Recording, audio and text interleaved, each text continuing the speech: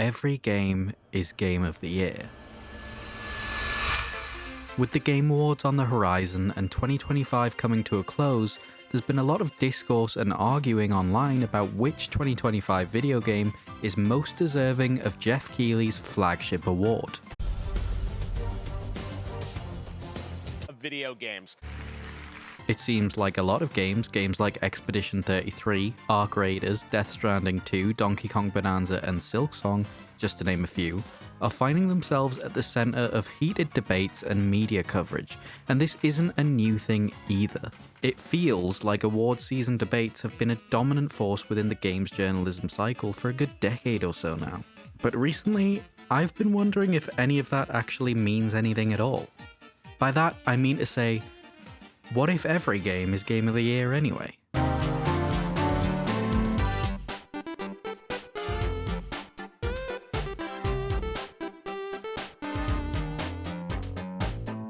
Let me be clear, there is absolutely more nuance to this discussion than that. I very much do not want to set this video up to be a hit piece against the Game Awards. That's not what this is. I think for the industry as a whole, especially since losing E3, a big end-of-year event like this where developers get to come together and celebrate their achievements and even announce and show off some of their next projects, I think that's great. I think to be in that room with your peers must feel great. And celebrations like that are particularly important in such a cutthroat industry as this one. The visibility a high-profile awards show offers boosts sales, which is especially important for indie games. Recognition in a high-profile awards show helps more games get funded, creating hopefully more jobs, and Geoff Keighley gets to publicly announce his love for Hideo Kojima again. Oh, wait. Huh? There's Kojima, look! Ooh. Did you know that Geoff Keighley's friends with him? Yeah, but does Kojima know that?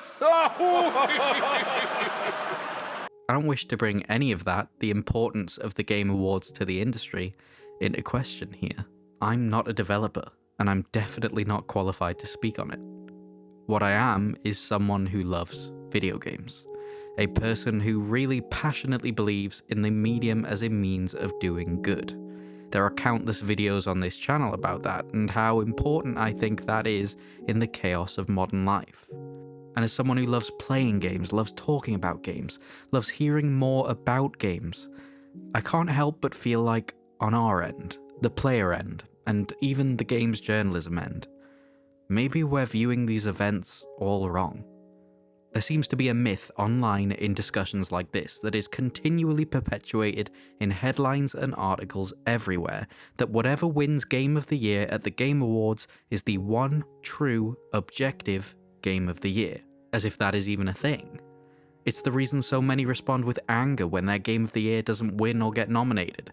They feel as though there must be some mistake or snubbing going on because their game is to them the objective Game of the Year, so how is it not what the media are calling the objective Game of the Year? But the way I see it, there isn't anything objective about any of this. Video games have fought for a long time to be respected as an art form, and they still aren't as respected as things like film, TV, writing, music, paintings. But the Game Awards has significantly helped video games as a medium to be taken more seriously. Each year the ceremony is even bigger with better production values than the last, and it proves how much this medium is growing, even still. But the thing about all art forms is that there's not much objectivity to any art at all. Beauty is in the eye of the beholder, and that rings true for games in particular. When we talk about that, the objectivity of the Game of the Year award, the media seems to run with this idea that we're comparing all the games in 2025 on some universal score sheet, scoring for things like graphics, story, innovation, direction, as if there's one objective universal rubric that applies to every game and every player. But just think about the genre differences. A person who loves horror games and prefers them above all else is not going to engage with a cozy farming sim the same way they engage with a new Resident Evil, and vice versa. In Resident Evil, a horror fan is looking for tension-filled, adrenaline-pumping gameplay, but in Stardew Valley, a cozy farming sim lover is looking for warmth, comfort, and routine. The two genres have fundamentally different motivations for play. They aren't seeking to accomplish the same experience for the player.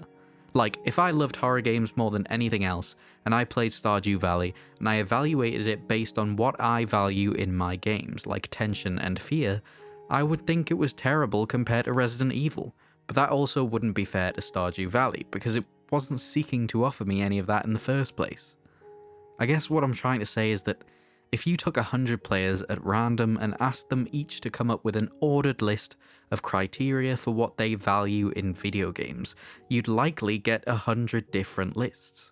There'd be some overlap, of course, but every single one would probably be different, whether it's in the ordering of the criteria, the amount of criteria, the content of the criteria itself. No two players will judge a game in the same exact way. And that's why I just think there's no sense to the notion of an objective game of the year. The idea that there is some universal score sheet that every player applies to every game assumes that every player plays every game for the same reason. But that's just not the case. You wouldn't play Expedition 33 for online high-octane multiplayer gameplay, the same way you wouldn't play Ark Raiders for a single-player turn-based RPG. I think everybody knows this. We all know what we value from our video games and what we don't, and we use that to inform what we buy, what we play, when we play it, and it informs our favourite franchises, characters, and the games we like to talk about. But yet online, the internet still feels like it's flooded with nothing but fights over it. Fights that refuse to acknowledge the nuance to different players seeking different things from different games. There are obviously a lot of potential reasons for the fighting and also a lot of academic research and writing on it. I mean, look at social identity theory, the idea that we as people naturally sort ourselves into groups because belonging to a group helps us define who we are. Maybe fandoms are an example of this. Maybe we could suggest that the reason a multiplayer gamer might get upset that a multiplayer game wasn't nominated for Game of the Year is because their belonging to the multiplayer community feels so integral to who they are that the exclusion feels like a personal attack on their identity itself. Maybe that's what fuels the fire. But while that might be the case, I think there's definitely some weight to social identity theory. It's one of the most well-respected frameworks within modern psychology. I instead want to focus on something else. We are living in an unprecedented, chronically online time, where everything we see, on whatever platform we choose, is driven in front of our faces by those platforms' respective algorithms, even this video. And the problem with that is that those algorithms themselves are driven by anger. It is unfortunately the nature of the internet. Anger and tribalism gets more engagement, and posts with more engagement get amplified by the algorithm. As a result, the wider world of games journalism, an industry ran on engagement, follows suit, playing into that same anger and tribalism, forging deeper arguments and only creating more anger and more tribalism. Perhaps it is actually a bit of both. Perhaps the tribalism itself is explained by social identity theory and only perpetuated and exaggerated by the negativity and engagement-driven cycle of the internet that online media outlets rely on to stay afloat. That's a lot. And when I put it like that, it gets easy to worry that this is the future of games now. Less playing them and more constant miserable noise about why you're not a real gamer if you play farming sims, or why your favorite game shouldn't be your favorite game, or why X game should win Y. I'm losing hope for us. This isn't fun, nor is it healthy. I myself stay out of this stuff, but I see it all the time, and reading it alone is miserable.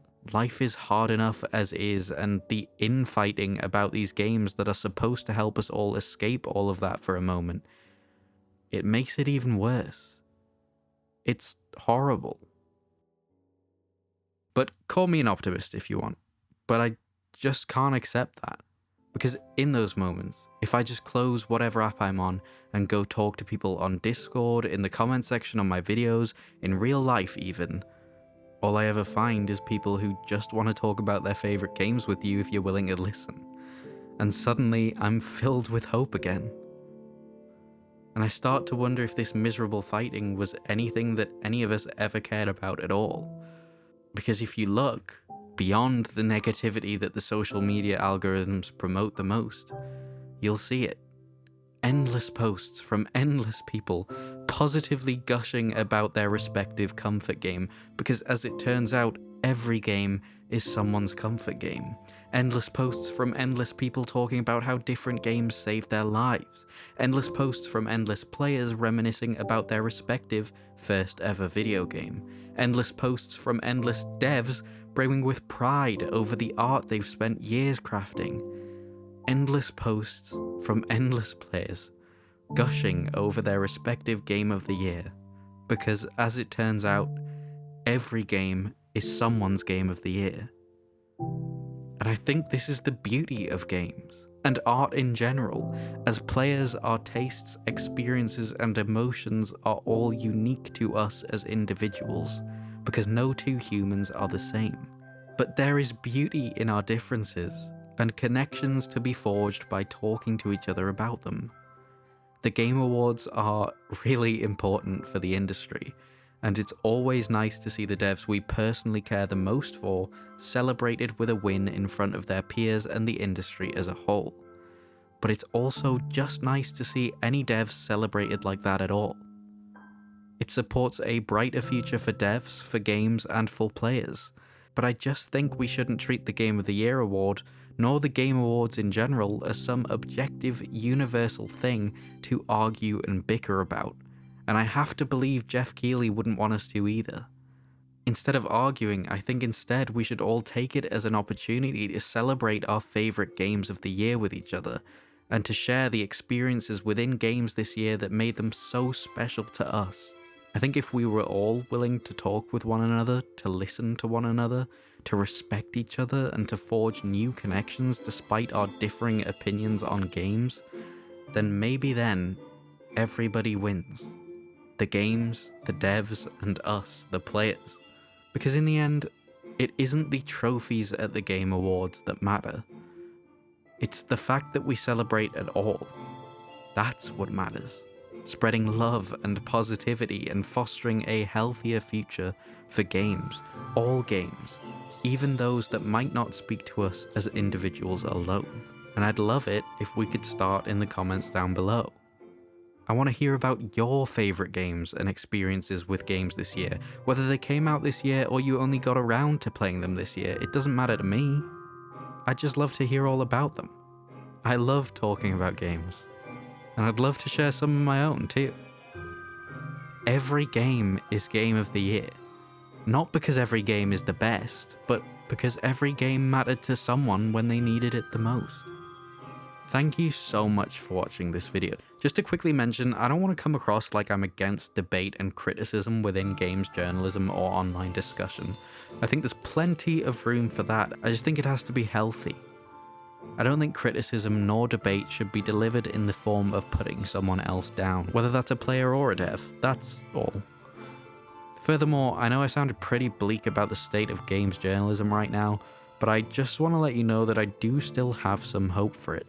There are people out there like Jacob Geller creating incredibly nuanced discussions and think pieces about the video games they love and the impact they've had on them every day. And I think people and writing like that are the future of games journalism. At least I hope so. Anyway, if you liked this video, please do consider sticking around and subscribing, and remember to let me know your favourite gaming experiences this year in the comments down below.